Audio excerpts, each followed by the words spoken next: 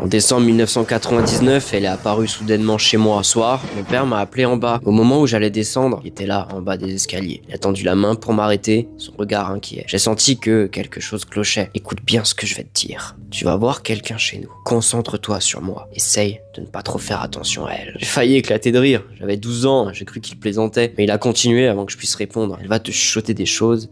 Et elle fera tout pour te suivre ou attirer ton attention. Ce sera très difficile de l'ignorer. Mais mon fils, tu ne dois surtout pas lui adresser la parole. Si tu fais comme si elle n'existait pas, elle partira, d'accord? D'innombrables questions traversaient l'esprit, mais j'ai répondu à mon père, d'accord. J'avais peur à ce moment-là. Ok, c'est l'heure de dîner, allez on descend. Ce que je t'ai dit à son sujet l'a rendue plus forte, mais c'est la seule solution que j'ai trouvée. Je voulais juste éviter que tu la croises par hasard. Crois-moi, maintenant, concentre-toi. Je l'ai suivi lentement en bas, les yeux rivés sur lui. Nous sommes allés à la cuisine, comme il me l'avait indiqué. L'atmosphère était fraîche en bas, comme si la température avait chuté brutalement. Une odeur aigre y régnait. Un raton laveur était mort dans le mur de ma maison. L'odeur était si forte qu'il est resté à l'intérieur un bon moment. Père et moi, nous sommes assis à table. Ma sœur était assise en face de moi, le regard fixé sur son assiette vide. Ma mère sortait le plat du four, et je voyais les traces de ses larmes autour de ses yeux. J'essayais de me concentrer sur ma famille. Et soudain, j'ai aperçu une silhouette à la peau grise et aux cheveux noirs, debout, dans un coin de la pièce. L'atmosphère de la cuisine était pesante, aucun rire, plus aucune chaleur, vraiment à l'habitude. Ma sœur m'a attrapé le genou sur la table et m'a chuchoté. Tu la vois toi aussi? J'ai hoché la tête en silence. Silence, dit mon père d'un ton menaçant. La femme s'est rapprochée, ses pas traînants et humides, une odeur nauséabonde s'en dégageait. Elle s'est dirigée lentement vers la table et s'est arrêtée juste derrière ma sœur. Elle s'est approchée d'elle, a posé sa main sèche et maigre sur son épaule. Ma sœur s'est recroquevillée et m'a regardé. Moi, j'ai baissé la tête précipitamment. Maman s'efforçait de faire comme si de rien n'était, tout en préparant le dîner. Sous la table, je voyais mon père lui tenir fermement la main pour qu'elle devienne pas folle. Ma sœur a dû supporter ses mains désagréables sur ses épaules toute la soirée. Seul un murmure inintelligible venant de la bouche de la femme emplissait la cuisine. On a vécu ainsi pendant des mois, faisant de notre mieux pour faire comme si de rien n'était. Durant cette période infernale, mes parents n'invitaient personne à la maison et nous interdisaient d'aller chez nos amis. Quand nous parlions d'elle, nous pouvions chuchoter entre nous, à condition qu'elle ne soit pas trop près. Mon père m'a demandé de n'en parler à personne, et c'est ainsi que nous avons réussi à l'isoler. Nous en avons conclu qu'elle semblait invisible aux yeux des autres, tant qu'ils ignoraient son existence. Et quelques années plus tard, j'ai découvert que c'était mon père qui l'avait fait entrer chez nous. Dans les années 70, ma tante l'avait croisé par hasard. Depuis, elle semblait l'avoir suivi et ils vivaient ensemble. En 1999, mon père, pour une raison inconnue, était obsédé par elle. Puis,